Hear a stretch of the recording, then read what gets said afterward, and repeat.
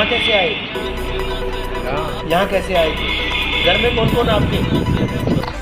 अपने लिए तो हर कोई जीता है, लेकिन दूसरों के लिए, समाज के लिए जीना अपने आप में बड़ी बात है। और जिस जगह इस वक्त मैं मौजूद हूँ वो जगह है, परिचित जगह है, फतेहाबाद की वो जगह है। और ना केवल फतेहाबाद बल्कि प्रदेश के कई हिस्सों में इस तरह के आश्रम हैं। लेकिन इस आश्रम की क्या खास बात है वो भी आपको दिखाएंगे। नमस्कार, मैं हूं रवि जांगड़ा और आप देख रहे हैं इंडिया न्यूज का डिजिटल प्लेटफॉर्म।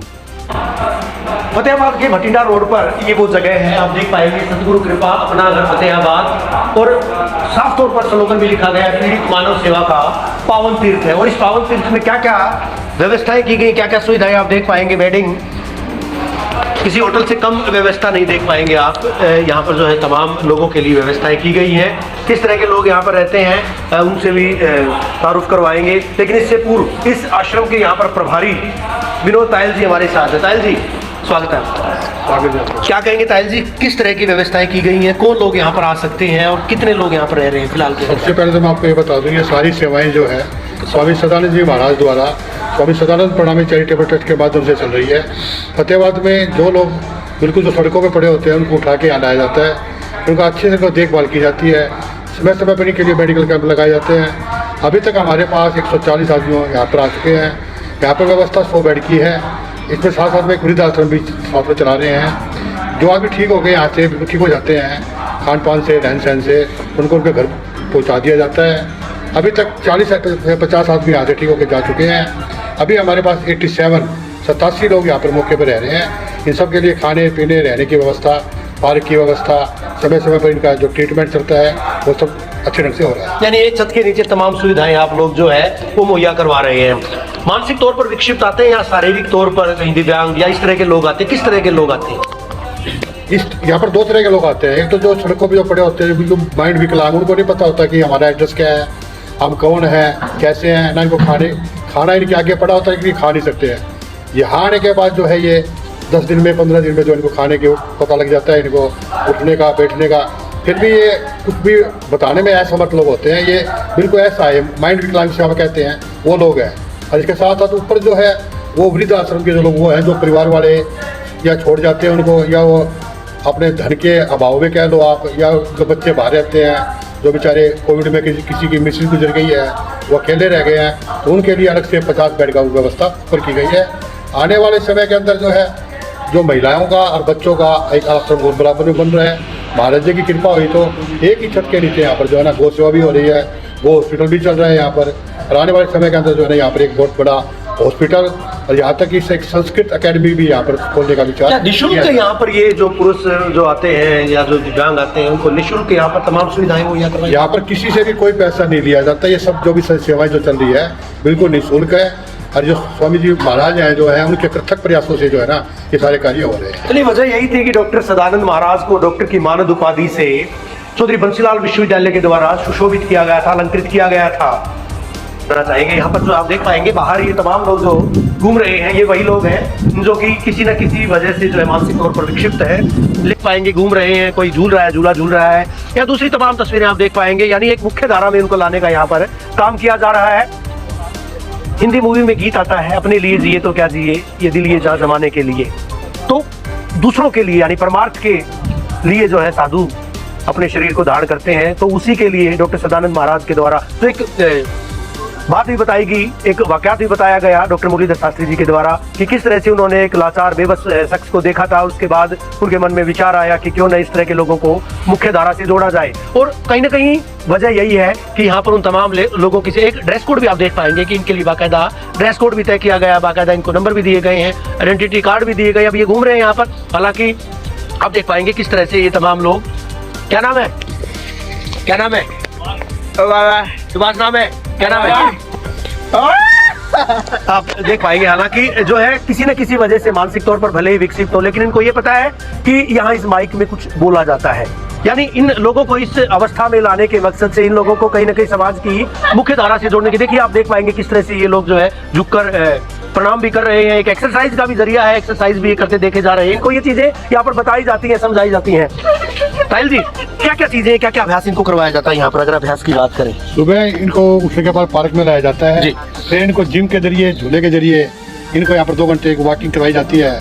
फिर इनके नाश्ते से पहले इनको जो है प्रसाद से पहले इनको एक गोट पनीर खिलाई जाती है। अब जैसे भी धार्मिक इनका कुछ मतलब इनका बदलाव आए इनमें, तो इसमें देखने से हमें क्या लगता है कि 2 महीने में 3 महीने में इन लोगों में इतनी पहचान हो गई, ये हमारे को पहचानते हैं, हम इनको पहचानते हैं। ये हमारे ना तो ये हमारा नाम जानते हैं, ना हम इनका नाम जानते हैं। इनके साथ हमारा एक पारिवारिक रिश्ता हो गया है।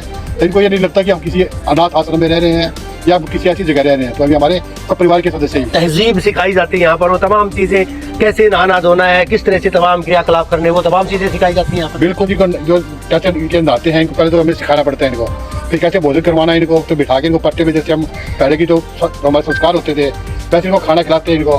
फिर ये धीरे धीरे जो है ना अपने आप जो है ना ये इनको अभ्यास हो जाता है। तो ये किसी पर बोझ नहीं बनते हैं ये, इनको तो सुविधा चाहिए कि ये आदमी बिठा के खाना लगा दो तो खाना खा लेंगे ये। देख पाएंगे तस्वीरें, शिवम वो तस्वीरें जरूर दिखाइएगा किस तरह से ये अटखेलियां भी कर रहे हैं यहाँ पर। यानी वो चीजें जो है, जो चीजें इनको बताई जानी चाहिए, जो बातें सिखाई जानी चाहिए वो संभवतः सिखाई जाती हैं। ये जब यहाँ पर आए थे तो निश्चित तौर पर ये लगता है कि ये उस मुख्य धारा में नहीं थे, लेकिन किस तरह से पूरी तरह से अनुशासित तरीके से ये लोग यहाँ पर खड़े हुए हैं। इनको पता है, इस बात का इल्म है कि कहीं ना कहीं कोई माजरा है, कोई बातें बताई जा रही हैं। झूले उधर लगाए गए हैं, बाकायदा तमाम सुविधाएं यहाँ पर, जनरेटर कक्ष है और जनरेटर कक्ष बिजली ना जाए, एंटरटेनमेंट का भी प्रबंध है, व्यवस्थाएं जो है तमाम की गई हैं। योग के जरिए या तमाम जो क्रियाकलाप करवाए जाने चाहिए उन क्रियाकलापों के जरिए इनको मुख्य धारा में लाने का काम किया जा रहा है। सहयोगी शिवम के साथ रवि जांगड़ा, इंडिया न्यूज, फतेहाबाद। श्री कृष्ण प्रणामी ट्रस्ट के भवन में ये इमारत का प्रथम तल पर श्री कृष्ण प्रणामी वृद्धाश्रम बनाया गया है। इस वृद्धाश्रम का जिक्र किया गया था कि ऐसे लोग, असहाय लोग जो हमने नीचे देखे थे, मानसिक और शारीरिक तौर पर जो विक्षिप्त हैं वो लोग नीचे देखे थे, लेकिन यहाँ पर संपन्न लोग भी हैं। यहाँ पर वो लोग भी हैं जो कि अपने परिजनों के द्वारा या तो नकारे गए हैं या किसी न किसी वजह से वो जो अकेले अलग थलग पड़े थे वो यहाँ पर उनको लाया गया, वो यहाँ पर आए हैं। दिखाएंगे जरा कितने बेड्स हैं यहाँ पर, आप देख पाएंगे करीबन जो है 50 से ज्यादा लोगों के लिए व्यवस्था यहाँ पर की गई है। अच्छे तरीके से बाकायदा तकिए, गद्दे, बेड्स जो इनके लिए लगाए गए हैं। जो व्यवस्थाएं की जानी चाहिए, सर्वोत्तम तरह की जो व्यवस्थाएं होनी चाहिए वो व्यवस्था इन लोगों के लिए यहाँ पर की गई है। आप देख पाएंगे कि किस तरह से अभी यहाँ पर आराम फरमा रहे हैं। अभी खाना खाया था, उसके बाद ये लोग यहाँ विश्राम कर रहे हैं, आराम कर रहे हैं। कुछ लोग हैं, उनसे बात करने की मैं कोशिश करूँगा। आपका कहाँ से आए हैं आप? लुधियाना से आए। यहाँ कैसे आए? यहाँ कैसे आए थे? घर में कौन कौन आपके? लड़की दुबई है। लड़की है, दुबई है, तो आप अकेले हो घर में? तो यहाँ कौन छोड़ के गए आपको? पहले क्या काम करते थे आप? लुधियाना के रेलवे में थे? अच्छा, तो यहाँ अच्छी सेवा हो रही है आपकी? सुविधाएं हैं सारी? अच्छा, कितने दिन से हो यहाँ पर? 5 दिन हुए। 5 दिन हुए हैं। सारी व्यवस्थाएं हैं सारी? तो देख पाएंगे आप जो है तस्वीरों में ये लोग जो है। उम्र कितनी है आपकी? 70 साल इनकी उम्र है। और इसके अलावा आप यहाँ भी देख पाएंगे ये बुजुर्ग लोग, वृद्ध लोग जो है इस आश्रम में यहाँ पर है। कोई बीमार है, कोई अस्वस्थ है, कोई किसी न किसी वजह से यहाँ पर जो है वो आया है। तो ऐसे लोग यहाँ पर आप देख पाएंगे, इन लोगों के लिए यहाँ पर व्यवस्थाएं की गई हैं। कुछ लोग हैं, उनसे बात करने की कोशिश करूँगा। आपका क्या नाम बाबा? हरवंश जी, कहाँ से आए आप? गाँव से हम गुलामी बाग आजादपुर से आए। तो यहाँ कैसे आए? यहाँ भी वो तो बैठने आए थे, सिपाही लिया। अच्छा, सिपाही ले आए थे। जगह नहीं थी कहीं रुकने की? नहीं, वहाँ छाया में बैठ, धूप से आते थे, छाया में बैठ जाते थे। सुविधाएं दी गई हैं, एक छत दी गई है इनको, क्योंकि जाहिर तौर पर अगर कोई बाहर किसी न किसी तरीके से घूमता पाया जाता है, लावारिस होता है, तो उसको पुलिस रोकेगी भी, पूछेगी भी कि आखिर माजरा क्या है।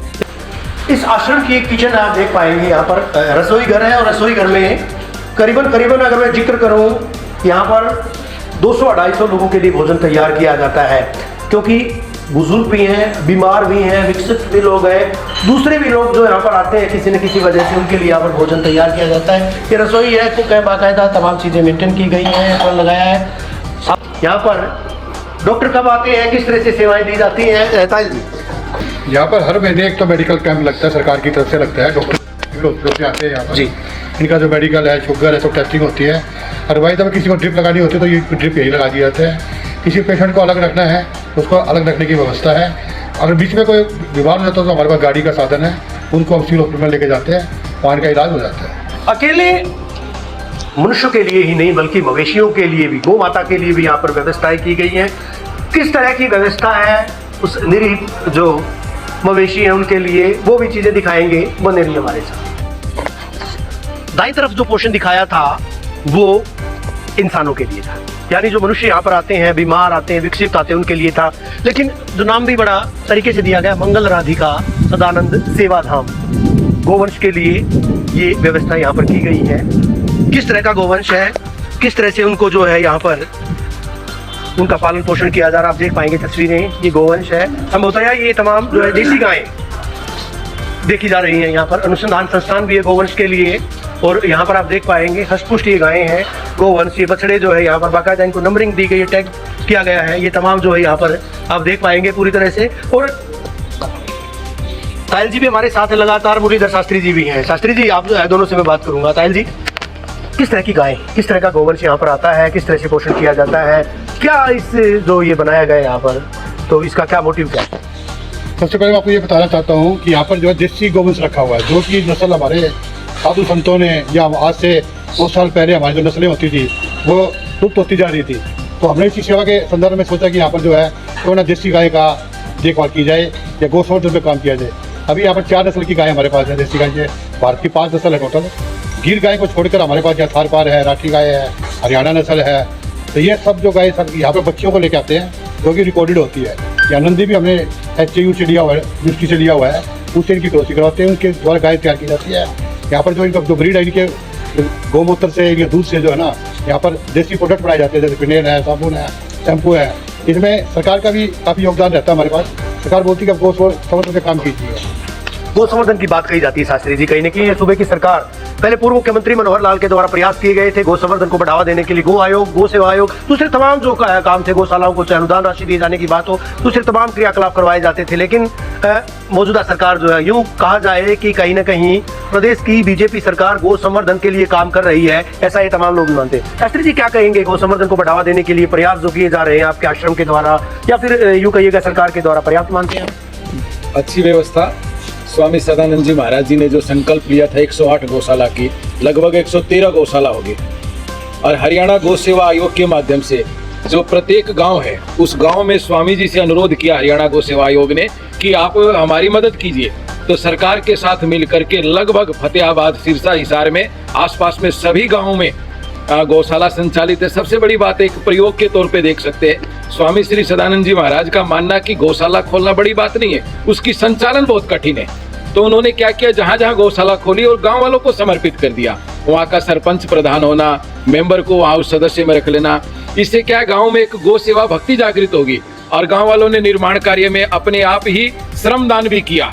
और वही गौशाला वाले जहां पर कुछ राशि मिल जाए तो महाराज जी को कहते कि दूसरी गौशाला निर्माण में लगा दीजिए। तो ये कहीं ना कहीं साधु संतों की प्रेरणा मानूंगा, और सरकार को भी एक सहयोग मिल गया कि ऐसे संत के माध्यम से मिल करके। और निश्चित रूप से इस क्षेत्र में, गौ सेवा के क्षेत्र में, रही बात गौ संवर्धन को लेकर के, देसी नस्ल की जो गाय है उसका दूध स्वास्थ्य के लिए सर्वोपयोगी है, ऐसा शास्त्र में, आयुर्वेद में चिकित्सक भी मानते हैं। तो उसको प्रयोग में ध्यान करके और स्वामी जी के द्वारा इस तरह की गौशालाओं में जिसमें देसी गायों की भी व्यवस्था की जाए। आगे आपको देखने को मिलेगा जो लाचार भी गाय है रोड पे, जो जिनकी एक तरह से उपचाराधीन है, उनके लिए भी यहाँ को चिकित्सा अनुसंधान के तौर पे खोला हुआ, उनकी भी व्यवस्था स्वामी जी के द्वारा की गई, व्यवस्थाएं की गई है। देख पाएंगे देसी गाय हैं, देसी नस्ल की गायें हैं। यहाँ पर गायों के लिए जो है यहाँ पर गुड़ की व्यवस्था जो है, गायों को गुड़ खिलाया जाता है। दूसरे तमाम भोजन, हरा चारा है जो है, ये इनके लिए जो है। और हष्टपुष्ट ये गायें जो है देख करके माना जा सकता है कि कहीं ना कहीं गौ संवर्धन के लिए भी बेहतरीन कार्य यहाँ पर किया जा रहा है। आप देख पाएंगे पूरी व्यवस्था। यहाँ पर नंदी भी है, क्रॉसिंग करवाई जाती है। उत्तम नस्ल का जो नंदी है, ये राठी नस्ल की गाय है, साहिवाल नस्ल की गाय है, तमाम जो है ये कहीं ना कहीं ये वो नमूना है, ये वो वानगी दर्शाता है कि किस तरह से ये फहरिस्त काफी लंबी है। आप देख पाएंगे श्री कृष्ण प्रणामी गौशालाएं और नंदीशालाएं, फतेहाबाद जिले की बात करें, सिरसा की बात करें, हिसार, महेंद्रगढ़ की बात करें, दूसरे राज्यों की बात करें, राजस्थान की बात करें, और ये तमाम जो गौशालाएं हैं 113 के करीब। हालांकि संकल्प जो था 108 गौशालाओं का संकल्प था, लेकिन 113 से ज्यादा गौशालाएं खोली गई है। आप देख पाएंगे हरियाणा के अलग अलग हिस्सों में जो है, हरियाणा के अलग अलग जिलों में, महेंद्रगढ़, हिसार, सिरसा, फतेहाबाद, इसके साथ साथ आप देख पाएंगे राजस्थान में भी हैं, कुछ अन्य राज्य हैं जहाँ पर जो है ये गौशालाएं खोली गई हैं। नेपाल में भी है, देवप्रयाग में भी है, चुनार सिंह में भी है, और अनुदानित गौशालाएं भी हैं, कागदाना में, फतेहाबाद, भूतन कलां, ये तमाम जो गांव हैं इनमें ये इस तरह की गौशालाएं खोली गई है। एक गौशाला हमने दिखाई थी गौ संवर्धन के लिए जहाँ पर काम किया जा रहा है। दूसरा नमूना, दूसरी वानगी यहाँ पर देखी जा सकती है। यहाँ पर जो ऐसी नंदी, असहाय नंदी, असहाय गायें, उनके लिए इलाज के लिए यहाँ पर व्यवस्थाएं की गई हैं। क्या रोग होता है, किस तरह से रोग का उपचार किया जाता है, आप देख पाएंगे गो चिकित्सालय यहाँ पर खोला गया है बेसहारा गोधन के लिए। ये कहीं ना कहीं व्यवस्थाएं की गई, हालांकि बीमार अवस्था में यहाँ पर आती हैं, लेकिन आप देख पाएंगे ये जो है अब एक तरह से स्वस्थ सी हो चली है, स्वस्थ हो रही है। अलग से व्यवस्थाएं की गई, बाकायदा फुली वेंटिलेटेड जो ये एक तरह से शेड बनाया गया है यहाँ पर बेसहारा गोधन है। जो सहयोगी शिवम के साथ रवि जांगड़ा, इंडिया न्यूज।